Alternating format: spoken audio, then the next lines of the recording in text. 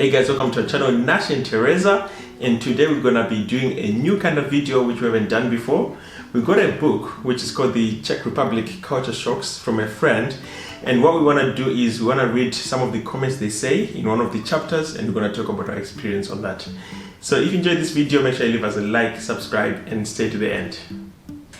So one of the chapters in this book is called The Quiet Nature. That's how they call Czech people. So we will just get 5 points which they highlighted here, and Nash will respond to it. So the first one basically says that the first impression of Czechs will likely be that they are cold and reserved people. Yeah, so this one is an interesting one because I'm coming from England, where you can sit on a tram or metro, underground or whatever, and people don't really talk to each other. So when I arrived, I was kind of okay with it. I didn't mind because I was used to no one talking to me or me talking to other people. But when I think of back in Zimbabwe, you can go like in a minibus, everyone is just chatting along, people like just talking about whatever. So this is quite true. I have to say, yes, they are a bit quiet, just like in England. We don't like to be bothered, they don't like to be bothered, you just want to get on with your business. That's true. I'm one of the people who would like to look out of the window just to not make much of eye contact in the bus. My experience is the elder generation, they like to talk, especially if you have kids or dogs, they like to entertain conversation. But yeah, I'm a typical Czech, I don't like to talk on a bus. In the book they also say that it might be tied to the climate, that it's cold in here most of the time of the year. Maybe it's true, because I heard in Sweden and Nordic countries they are very similar and actually even more extreme. So maybe there's some truth to it. Maybe there's some truth. Maybe we need more sun. Yeah, more sun, everyone will just be happier, right? Yeah. The next point is about activities Czech people mostly do. So it says that they tend to stay home and don't really venture out except for go to the pub.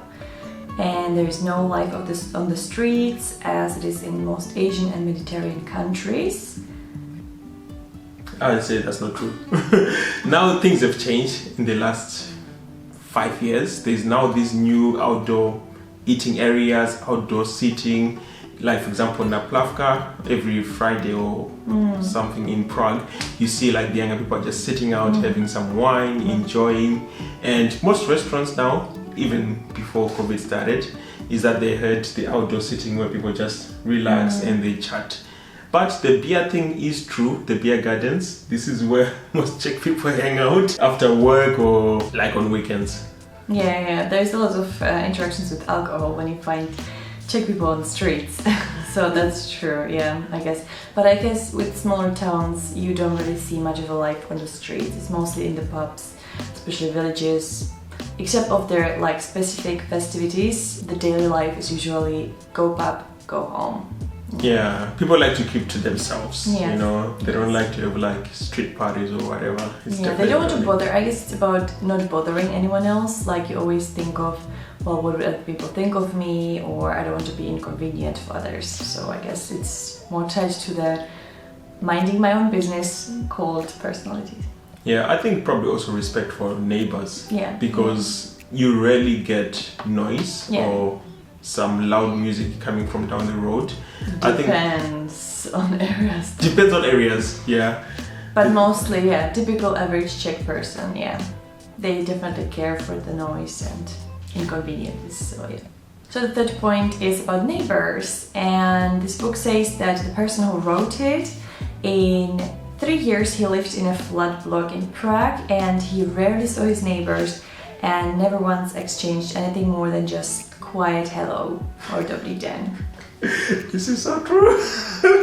That's true. This is true 100%. Although in some villages you can get really friendly neighbors. Yeah, but you know... But flats...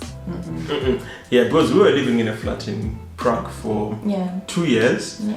We never spoke to the neighbors. Yeah. Just once there was complaints actually. Yeah. Oh, okay. What happened was that you were going down the elevator with one of the neighbor. Oh yeah, that was the first interaction. Yeah, who was living under us, and this is after a year of living there. Yeah. And then they said, do you have a stroller out there, like a baby stroller, which the baby keeps pushing because it's very loud? Yeah. It was actually quite not so great interactions. Like they mostly come to you when they complain. So it's never a good sign if a neighbor rings your door. So now we live a bit out of Prague, and it's sort of a village, and we must say, I think, at least my experience is that people here are so much more friendly, and it starts with bus drivers and ends with, as we said, neighbors or even like shopkeepers.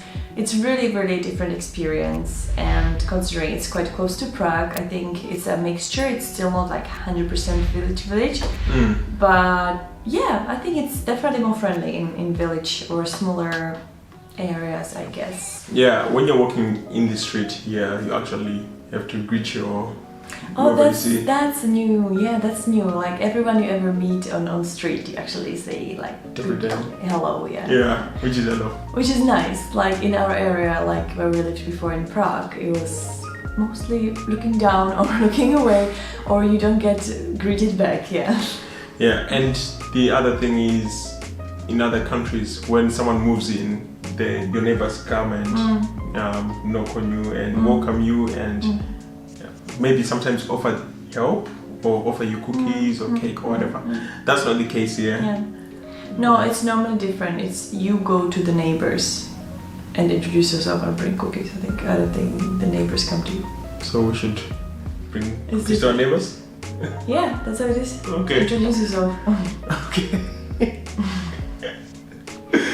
Okay, I didn't know that. Yeah. So that's not the case, but they're more friendly. There's another channel on YouTube about life in Czech Republic by a guy called Andrej Traveler, and we've been following him for quite a while, and he does go to villages and speaks with the locals. He speaks pretty good Czech. Yeah, very good Czech. Yeah, he's from UK originally. Yeah, from UK, and he interacts with the locals, and you can see like how they're discussing and exchanging conversation, and they're actually inviting to the barns to see how many chickens they have. So yeah, if you're interested in a raw village life in Czech Republic, that's definitely a channel you should go visit. And the next point in this book we want to point out is about Czech people being a very passive people. They try to ignore any perceived disturbances, and there is a story how one lady fell down on the bus with a lot of bags and everyone was just watching her or not even looking at her direction, and then she was shocked that no one helped her, so she stood up and she said, "Thanks, I'm okay everyone, I'm fine," just to point out like there should be at least someone trying to help me. So are Czech people passive? I would say this is actually quite true. There's a term for it when someone is just watching what's happening without actually reacting. The reason why I'm agreeing with this is because there was an article a few months back where someone fell on an escalator in Prague and almost 5 people walked past without helping, and the escalator kept going next to the person. So this is unfortunately true, but of course at the other side there was another experience probably a couple of years back in Brno, where someone had like some kind of heart attack thing in the road, and a lot of people stepped up to help. So I think it's 50-50. Yeah, it depends who you find. I think it's 50-50. It's sometimes difficult because in general Czech people lack confidence, and a lot of people don't help because they just don't know how, and they feel like they would harm the person more than anything else. So I don't think it's as much a selfish behavior as like they don't want to get you into more trouble, I guess, or they don't want to do it wrong. Because then, you know, there can be actually law case against you if you... Yeah, which has happened in England a lot. Yeah. So I think that's probably the way, like, why people are not helping. They are not the type of people who would, like, go miles to help you. Yeah. I hope you enjoyed this video, and we're gonna be doing more videos like this based on this book. So we hope you enjoyed it. Leave us a like, comment, subscribe, and we're gonna see you in the next video.